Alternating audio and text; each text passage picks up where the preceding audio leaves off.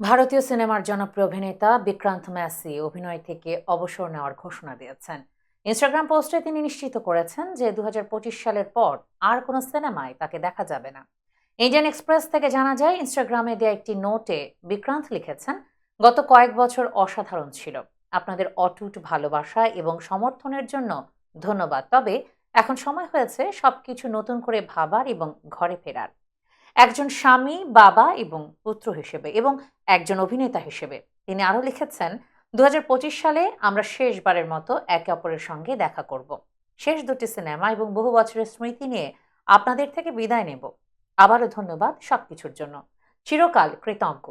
গত বছর 12th fail সিনেমায় অভিনয় করে দারুণ প্রশংসা কুড়িয়েছেন বিক্রান্ত ম্যাসি। ভারতের আইপিএস কর্মকর্তা মনোজ কুমার শর্মার জীবন সংগ্রাম গল্পে নির্মিত 12th ফেল সিনেমাটি দর্শকদের হৃদয়ে জায়গা করে নিয়েছে। মনোজ চরিত্রে অভিনয় করেছিলেন বিক্রান্ত ম্যাসি। প্রসঙ্গত, 2 দশকের বেশি সময় ধরে বলিউড, টেলিভিশন এবং ওটিটি প্ল্যাটফর্মে একের পর এক দুর্দান্ত পারফরমেন্স উপহার দিয়েছেন বিক্রান্ত ম্যাসি।